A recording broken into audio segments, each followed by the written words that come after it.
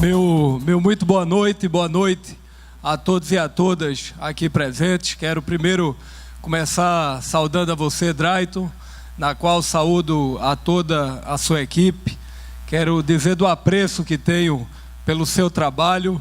Como diz o poeta, o apreço não tem preço, e tenho a certeza que todos nós, independente do próximo prefeito do Recife, ele deve ter o LIDE como instrumento de diálogo permanente para a construção de um novo Recife. Quero saudar André Farias, esse jovem empresário, essa jovem liderança que tem um belo trabalho à frente do LIDE, e eu estou muito feliz de poder participar desse debate, porque é um debate que nós estamos discutindo uma agenda para o futuro da cidade do Recife. Quero saudar minha amiga, companheira de Assembleia, a deputada Priscila Krause, saudar o deputado Daniel Coelho, na qual tive o privilégio de poder exercer a última legislatura com o deputado Daniel.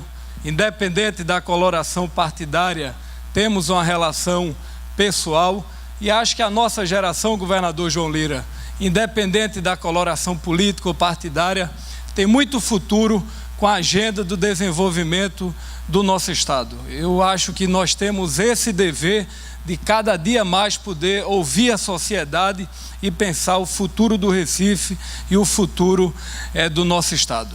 Bem, antes de entrar na pauta do Recife, eu queria que nós começássemos fazendo uma reflexão. Independente do próximo prefeito, qualquer ele que seja, e esse compromisso, Daniel, nós temos que ter com o futuro da nossa cidade, é que qualquer prefeito do Recife e das grandes cidades do Brasil, ele terá como uma das primeiras medidas procurar o presidente da República para a discussão do Pacto Federativo.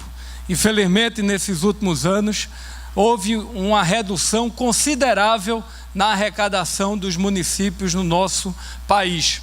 Para vocês terem uma ideia, hoje 70% do que se arrecada de tributos no nosso país fica nas mãos da União, 20% dos estados e só apenas 10% dos nossos municípios. Por que é que eu digo isso? Porque o Recife, historicamente, e eu tive o privilégio nesses últimos 2 anos, e recentemente, visitar algumas capitais do Brasil. Fui a São Paulo, a Curitiba, ao Rio de Janeiro, tivemos também lá em Salvador, conhecendo um pouco sobre plano diretor, sobre mobilidade urbana, sobre segurança cidadã, sobre o debate do desenvolvimento urbano, e é fundamental que esse debate possa acontecer, dos governos municipais recuperarem essa capacidade de investimento. Por que é que eu digo isso?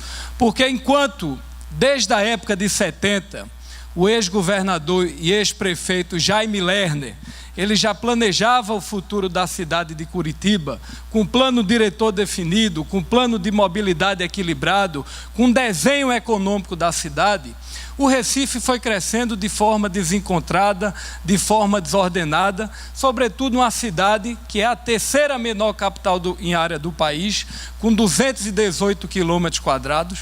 O Recife, governador, é claramente a capital nacional da verticalização, então houve graves problemas nas veias de mobilidade urbana da cidade. Segundo o IBAMA, o Recife é a capital nacional da favelização. Por incrível que pareça, tem mais favelas no Recife do que no Rio de Janeiro, com 470 favelas. Infelizmente, hoje o Recife é a capital nacional da Zika. Por quê? Porque não é só o problema do mosquito, é o problema de falta de saneamento básico, da educação, da saúde básica, que tudo isso influencia nesse péssimo e lamentável indicador da nossa cidade. Recife tem problemas crônicos que, segundo o Instituto Tonton, o Instituto Internacional, mostra que o Recife é a capital mais lenta do país. Outro dado que preocupa, e os dados apontam para isso, secretário Camilo, o prefeito Geraldo Júlio criou o Pacto pela Vida, Priscila, do Recife. E pasmem, poucos recifenses têm essa informação. A violência nesses últimos 3 anos cresceu na nossa cidade mais de 26%. E eu digo sempre que o maior imposto que a sociedade paga é o imposto do medo, onde a sociedade tem medo de sair às ruas. Então o clima de insegurança já começa a bater na casa das pessoas. Por que é que eu estou dizendo isso? Porque o Recife é uma cidade crônica, uma cidade muito complexa e, acima de tudo, nós temos 2 graves problemas. Não é só o Recife que se desenvolve, o Recife do Porto Digital, o primeiro polo de informática do Brasil, o segundo polo médico do Brasil, um setor que quase 80% da sua economia é comércio e serviços, gerando mais de 160 mil empregos, que é o hub de serviços do Nordeste. Recife, infelizmente, não é só isso. Recife é uma capital desigual, onde há claramente uma diferença social. Enquanto a renda de um jovem e de um empresário que mora em Casa Forte é R$11 mil, 2 quilômetros acima, no Alto do Mandu, a renda é R$850.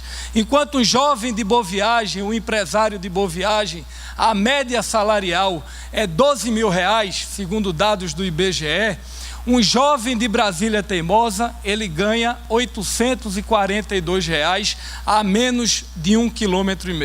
Por que é que eu estou colocando isso? Porque nós vivemos numa cidade, claramente, onde se tem 2 Recifes. O Recife que cresce, que se desenvolve, e o Recife da desesperança e da desigualdade. E eu queria, para poder dar início, pode avançar. Por que é que eu falei, e desde já apresentando algumas ideias para a cidade do Recife? O prefeito Geraldo Júlio, ele criou 24 secretarias e mais 4 com status de secretaria, a exemplo da Secretaria de Governo de Brasília, para poder buscar operações de crédito. Primeira medida que nós vamos tomar, e o líder pode cobrar, se nós tivermos o privilégio de ser prefeito do Recife, é reduzir de 24 para 15 secretarias. Esse mesmo modelo de 15 secretarias, ele é implementado pelo governador, pelo prefeito ACM Neto, e uma cidade que tem 2.800.000 habitantes, com 15 secretarias. O Recife tem 1.617.000 para 24 secretarias. Então, uma das medidas será reduzir para 15 o número de secretarias. Segundo compromisso que eu queria assumir com o líder, com essa nova geração de empresários pernambucanos, é cortar em 30% o número de cargos comissionados. Eu fui a Curitiba, governador, e um dado me chamou a atenção. Conversando com o prefeito Gustavo Frutti, eu perguntei: prefeito, quantos secretários a gestão tem? Quantos comissionados? Ele disse: Silvio, 400 cargos comissionados. Eu disse: não é possível, são 400. No Recife, são 2.448 cargos comissionados, que muitas vezes, como o Daniel também disse, serve para o empreguismo e para o apadrinhamento político-eleitoral. Vamos cortar em 35% o número de cargos comissionados na cidade e, acima de tudo, valorizando a gestão e a eficiência dos servidores públicos. Terceiro compromisso: gastos em publicidade. A capital do Recife, o Recife, é a capital do Nordeste que mais gastou em publicidade nesses últimos 3 anos e meio. Vocês terem uma ideia, gastou 68 milhões de reais, 68 milhões em publicidade. Por que é que eu quis apresentar apenas esses 3 dados e desde já assumindo esse compromisso? Se você pegar gastos com publicidade, redução de secretarias e redução de cargos comissionados, nós teremos uma economia em 4 anos em torno de 140 milhões de reais. Isso significa dizer que 140 milhões de reais é o que a prefeitura investiu nesses 3 anos, significa 10% do que a prefeitura do Recife investiu nesses 3 anos. Então isso é uma medida que a gente vai alavancar o investimento e todos esses recursos serão destinados à área da manutenção da cidade. Porque se tem uma cidade suja, mal cuidada, é a cidade do Recife. Você vai a Natal, vai a Paraíba, chega na cidade, chega a dar gosto. Chega nas entradas do Recife, é uma vergonha. Segundo ponto, uma cidade suja, uma cidade mal iluminada. Então, todos esses recursos do enxugamento da máquina, a nossa expectativa é que isso seja investido na manutenção da cidade, na limpeza de galerias, na limpeza da cidade, na iluminação pública. E desde já quero assumir um compromisso com vocês de nós fazermos o que Belo Horizonte fez e que São Paulo está fazendo, a primeira PPP de iluminação pública do Recife, para até 2040 nós colocarmos o Recife toda em LED. E isso é possível fazer, que outras cidades do Brasil vão fazer. Então isso é um compromisso que a gente pensa em fazer. Pode avançar. Segundo, a gestão participativa, prefeitura nos bairros. Queremos criar, Drayton, o conselho da cidade. Não é um conselho político, mas é um conselho que pense a cidade. É chamar o líder, é chamar empresários, profissionais liberais, pessoas da iniciativa privada que queiram dar a sua contribuição, e esse conselho vai ser ligado ao gabinete do prefeito, Drayton, para a gente poder dialogar sobre os avanços da cidade. Porque se tem uma marca do prefeito atual, sobretudo para esses empresários que estão aqui, é a marca da insegurança jurídica nesses últimos 3 anos. Lá atrás, o ex-prefeito João Paulo, independente da coloração política, ele teve a hombridade de enfrentar o transporte alternativo na cidade. Você vê um projeto tão importante para a cidade como o Novo Recife, que infelizmente até agora não saiu do papel, deixando de gerar emprego, renda e dar segurança jurídica para a população. Então isso será um compromisso que nós iremos implementar. Pode passar. Bom, eu queria fazer uma reflexão, porque segundo o Estatuto das Cidades, o plano diretor, e o tempo é rápido, ele obriga que de 10 em 10 anos as cidades tenham que discutir o plano diretor. O nosso foi discutido em 2008 e carece de uma discussão até 2018. Por que é que eu apresento esse slide?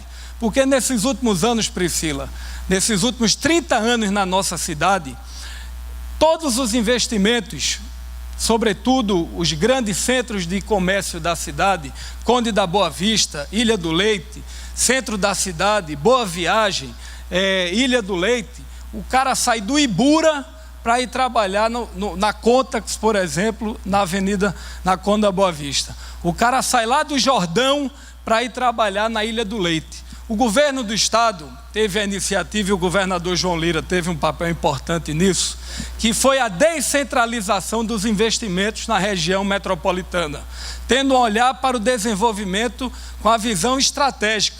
Suape, um eixo de desenvolvimento. Goiânia, um eixo de desenvolvimento. Cidade da Copa e Arena Pernambuco, infelizmente não deu certo, um eixo de desenvolvimento. Um compromisso que quero assumir na nossa gestão, pode passar, e quero discutir isso com o líder de Pernambuco, é buscar novos eixos de desenvolvimento para a cidade. Em Casa Amarela um novo eixo, a Várzea um novo eixo, Jardim São Paulo um novo eixo e Buro Jordão um novo eixo. Por que é que eu estou colocando isso? Porque o Porto Digital é o que é, porque além de ter tido a capacidade de trabalho do Porto Digital, teve um papel fundamental da iniciativa privada e o ator público, ele ajudou nesse processo. O nosso compromisso é descentralizar o desenvolvimento no Recife. É que uma Contax, uma empresa de call center, ele vá se instalar nessa região. É que uma empresa de telecomunicações, ele possa ir para essas regiões. Ou seja, dessa forma, a gente passará a ter uma visão estratégica para a cidade, buscando novos eixos de desenvolvimento para o Recife. Pode passar. Bem, alguns compromissos na área do desenvolvimento, essa questão da descentralização do desenvolvimento com incentivos fiscais. Quero assumir um compromisso de procurar o governador Paulo Câmara e pedir a ele para o Aeroclube aqui em Boa Viagem, que é uma área esquecida, a gente tentar transformar aquele aeroclube num novo centro de convenções, já que o nosso está saturado. Um centro de convenções no Aeroclube, com habitacionais, que é um compromisso com a população, em uma área verde, eu tenho certeza que vai animar a economia local e vai animar a economia do turismo. Segundo, a pauta que nos une, o hub da Latam. Terceiro, a Brasília Teimosa, que é um azeite. Nós não podemos levar a construção civil para a Brasília Teimosa. Mas o que é que nós queremos discutir? É que aquele bairro nós possamos fazer um bairro cultural da cidade, levando escritórios de arquiteturas, bares, restaurantes, e para animar a economia local. Queria assumir um compromisso, sobretudo com vocês que são investidores. Vocês terem uma ideia, a Prefeitura do Recife está devendo, ainda de 2015, mais de 180 milhões de reais. O que é que eu quero dizer com isso? Porque um dos compromissos, sobretudo na Secretaria de Infraestrutura, é adotar o que o DENIT adotou, a cronologia de pagamento. Porque o que é que acontece hoje? Hoje tem uma empresa que a Prefeitura está devendo 5 milhões de reais há 15 dias. Tem uma empresa que a Prefeitura está devendo há 3, 4 meses. O que é que acontece? A Prefeitura paga primeiro a de 5 milhões, que está há 15 dias, e esquece de uma que está há 3 meses sem receber. Então, esse debate da cronologia do pagamento, ele tem que acontecer na cidade, porque isso está afetando, sobretudo, o setor produtivo da cidade, que está perdendo o seu capital de giro, e ele está, infelizmente, sem poder investir na cidade. Pode passar. Pode passar. Bem, em relação à mobilidade urbana, eu queria primeiro implementar o plano de mobilidade, que era para ter sido entregue desde 2015, já tem mais de um ano, não foi entregue, sobre o risco da Prefeitura deixar de receber recursos federais. Vou procurar o grupo empresarial que fez o VLT do Rio de Janeiro, que é um instrumento fundamental para a mobilidade urbana, a possibilidade de nós trazermos um VLT para o Recife, todos os recursos, isso significa dizer, da iniciativa privada.